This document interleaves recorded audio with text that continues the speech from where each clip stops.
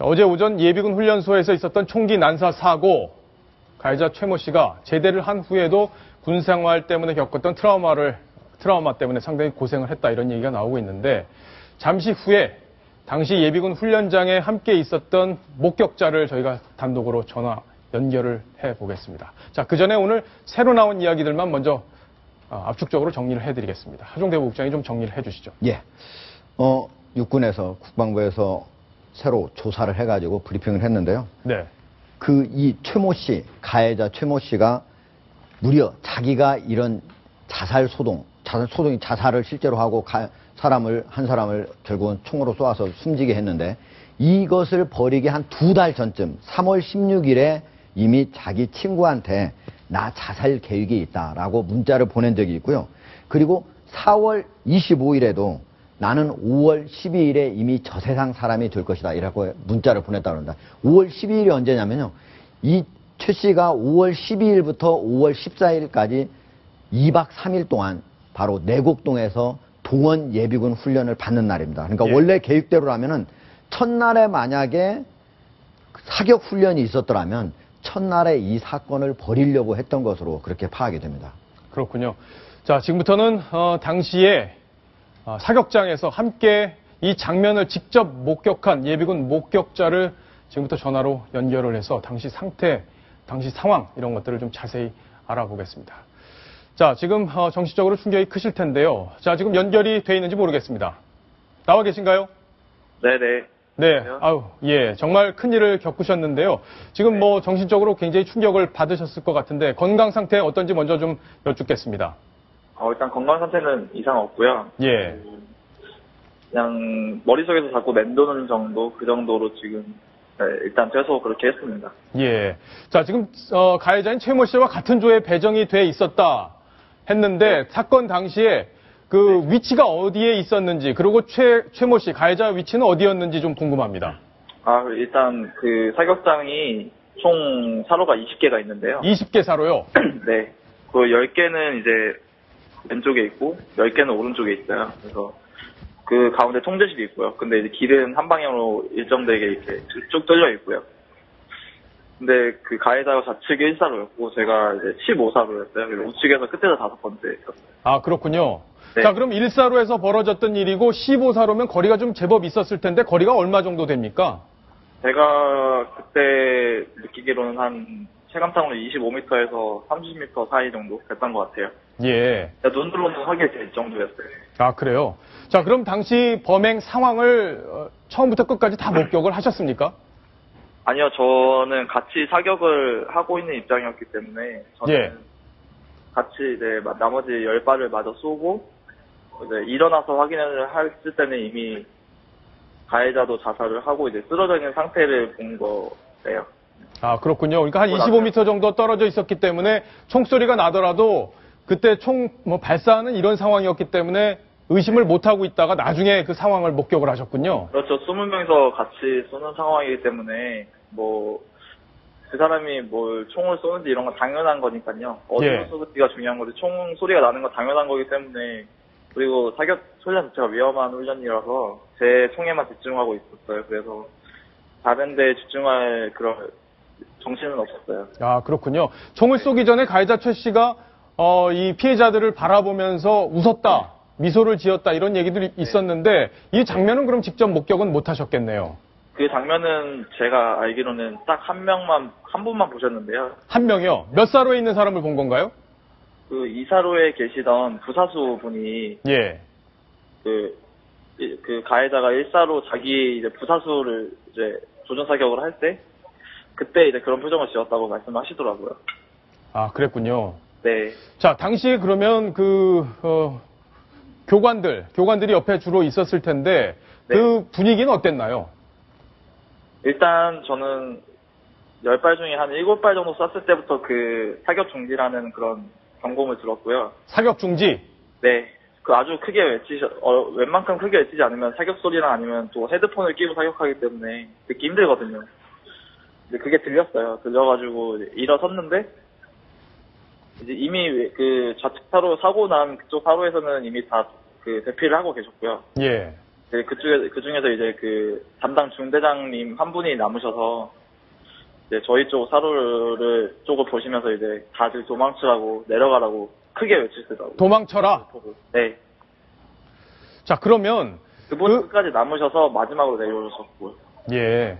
네. 자, 그러면 당시 상황을 직접 목격은 못 하시고 남은 부분, 지금 아까 미소를 지은 부분 이런 것들은 나중에 이제 들으신 걸 텐데 그렇죠. 네. 당시에 조준 사격을 했다. 그러니까 한 발씩 사람을 향해서 총알을 발사했다. 이 얘기도 혹시 직접 들으신 게 있습니까? 그거는 여러 가지 얘기가 많은데요. 예. 쏠 때 그 당시의 장면을 본 사람이 아마 제 기억으로는 한 명도 없어요. 그래서 그 소리로만 판단을 하는 건데 어떤 분은 점사를 했다 그러고 어떤 사람은 단발로 썼다 그러고 그러시는데 그거는 아마 정확하게 말씀드리기는 좀 어려워요. 예. 저도 들은 게 없고요. 그렇군요. 네. 자, 근데 이 최 씨가 같은 조에서 진짜 훈련을 받았잖아요. 근데 얘기를 들어보면 좀 이상한 심리적 상태를 보였다. 혼자 말을 중얼거리기도 하고 여러 가지 좀 남들과 다른 행동을 했다 이런 얘기들이 있었는데 실제 그랬는지 궁금합니다. 네, 그거는 맞는 말이고요. 아, 그래요? 어떤 행동을 보였습니까? 분이 말씀해 주셨는데 예. 그 사격 훈련이 이제 둘째 날 아침이었는데 그 첫째 날 이제 오후 훈련 때 이제 각계 전투 훈련이 있었어요.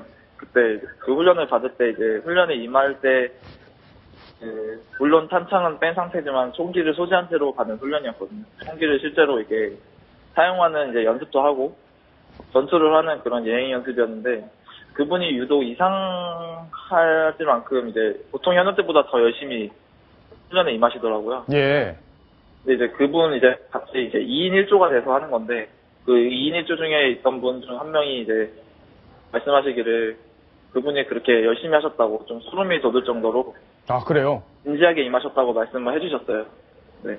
그리고 뭐 평소에 훈련장으로 이동할 때나 훈련장 뭐 끝나고 생활관으로 이동할 때나 계속 혼잣말을 계속 했다고 말씀하셨어요. 아, 혼잣말을 중얼중얼 했다. 자, 그러면 일반적으로 볼 때 뭔가 좀 심리 상태가 이상하다 이런 것들을 감지할 수도 있었을 텐데요. 네. 그런데 이제 저희는 같은 예비군이다 보니까 예. 솔직히 말해서 이렇게 다른 예비군 그렇게 크게 막 신경 써주지 않거든요. 그러겠죠. 그러다 보니까 그냥 이상한 사람인가 봐 혼자 속으로 생각하고 있었던 거죠. 네. 제가 좀 하나 좀 여쭤보겠습니다. 네네. 그 최모 씨가 1사로에 있었잖아요. 네. 예. 그 원래는 다른 사로에서 총을 쏴야 되는데 1사로로 옮겨달라고 해서 옮겨줬다는 얘기가 있었는데 사실인가요? 네, 맞아요. 그건 제가 직접 들었고요. 네. 원래 저쪽에 이제 인접한 가까운 쪽에 이제 위치를 해 있었어요. 그분이. 네. 근데 갑자기 이제 그 인원이 좀 이렇게 모집할 때 꼬이면서 예. 한조가 돼야 되는데 좀 이렇게 꼬이면서 뭐 21명이 되고 이쪽 19명이 되고 뭐 이러면서 이제 다시 조편성을 하던 중에 그분이 좌측 맨 앞으로 가시더라고요. 아하. 자기를 이쪽으로 바꿔달라 이렇게 말씀을 하시더라고요. 그러니까 어떻게 보면은 계획적으로 네. 살인을 하려고 미리 준비를 했다 이렇게 볼 수도 있겠네요. 그렇죠. 그러니까 그쪽이 약간 좀 교관들이나 아니면 간부들이랑도 좀 이렇게 멀리 떨어져 있고 그 아무래도 한쪽 면에는 없잖아요. 그러니까 한쪽만 보고 이렇게 그러니까 벽이 뒤에 있었기 때문에 그렇죠. 뒤에서 누군가 나를 공격하지 않도록 그렇죠. 장치를 마련하기 위해서 1사로로 옮겼다 이렇게 볼 수 그랬던 것 있겠네요. 같아요. 네. 예. 그리고 어제 오전에 일어난 사건인데 네. 그 이후에 네. 왜 예비군 그 당국에서는 바로 퇴소를 시키지 않고 계속적으로 훈련을 했습니까? 아니면 그냥 대기를 했습니까? 훈련은 안 했고요. 네. 그 상황 이후로부터 계속 대기를 했어요. 대기를 하다가 이제 점심 식사를 하고 이제 오후에 한번 이제 정신과 상담이라고 해서 왜냐면 저희도 트라우마가 생길 수 있다 보니까 그 정신과 상담을 하고 뭐 여러 가지 하다가 이제 특별한 조치 없이 그냥 계속 대기를 하는 상태였는데요. 네. 그때는 이해가 안 되는데 뭐 나중에 들어보니까 이제 피해자 유가족들이 뭐 나중에 현장 검증 왔을 때 그 저희들은 다 나가 있고 그쪽 분들만 와서 이제 현장 검증을 하면 좀 씁쓸하고 또 그런 거 예의가 아닌 것 같아서 약간 그랬다 그런 식으로 말씀하시더라고요. 아, 그랬군요.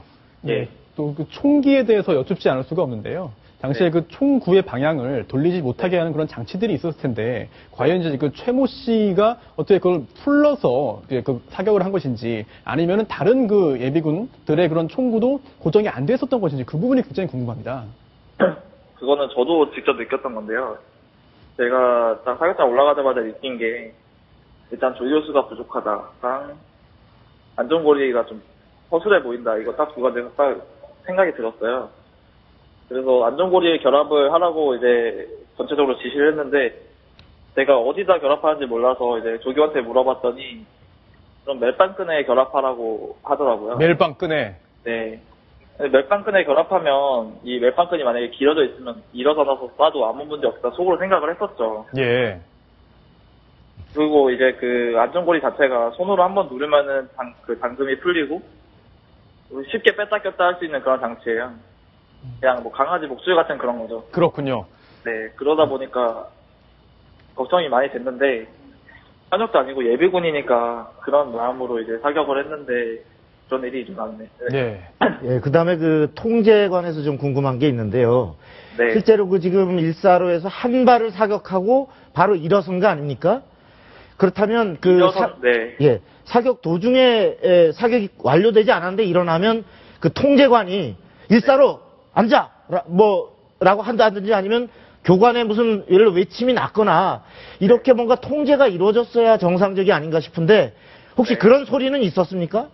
그분이 그 가해자가 좀 철저하다고 느낀 게 조교도 부족했던 만큼 조교가 제가 나중에 물어보니까 3개 사로나 4개 사로당 한 명씩 조교가 통제를 했다고 하더라고요. 그래서 뭐 간부도 좌측 사로 1명, 우측 사로 1명에서 총 2명이었고요. 통제실에 한 분 계시고 3명이었고요.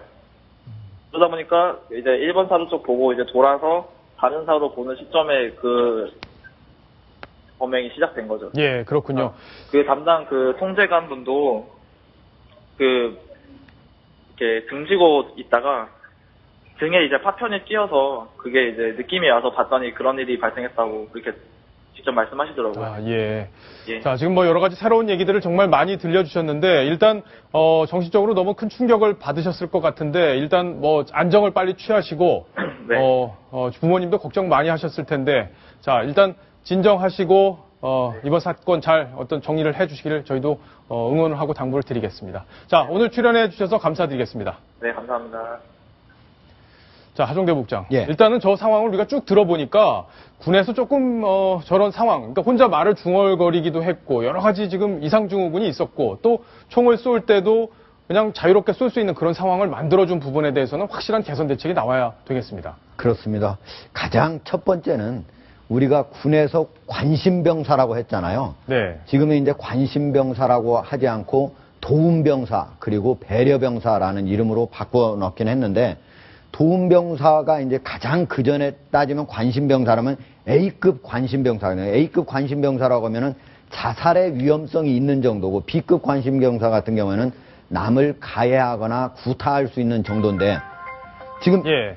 이 같은 경우에는 적어도 자살할 위험이나 남을 총으로 쏘아 죽일 정도니까 A급 관심병사 아니겠습니까? 실제로 그렇죠. 그리고 최모 씨 같은 경우에는 군 생활을 할 때도 B급 관심병사였으니까 적어도 예비군으로 훈련을 할 때 이것이 그대로 전달이 돼서 예. 사격 훈련 같은 것은 시키지 말았어야 한다. 네. 근데 그런 부분들이 안 됐고 또 하나는 지금 방금 전화로 연결해서 얘기해 주신 그분 말처럼 총을 좀 연결고리로 해가지고 고정을 시키라고 했는데 실제로는 그것들이 제대로 이루어지지 않았다. 그러니까 예. 쉽게 총을 들고 와서 또 쏠 수가 있었고 또 만약에 엎드려 쏴 총 자세거든요. 근데 만약에 그 사람이 총을 들고 일어난다면 뒤에서 교관이 바로 제지를 제압을 했어야죠. 바로 했어야 되는데 예. 이런 것들도 이루어지지 않았다. 따라서 육군은 이런 부분들에 대해서 앞으로 확실하게 개선 대책을 내놔야 할 것 같습니다. 자, 사고 예비군 훈련장에서 이제 퇴소가 있었어요. 오늘 퇴소를 그분들이 했는데 저희 채널A 카메라가 가서 여러 가지 이야기들을 한번 들어봤습니다. 저희가 영상으로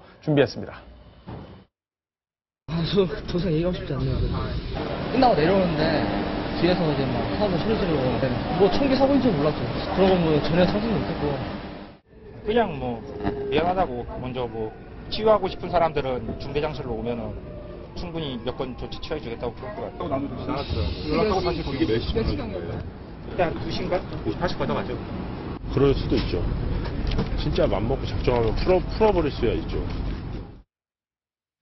자, 이분들 얼마나 많이 놀랬겠습니까? 이번 사건 어쨌든 국민들에게 굉장히 충격을 줬는데 군에서 확실한 대책을 내놓기를 다시 한번 당부드리겠습니다.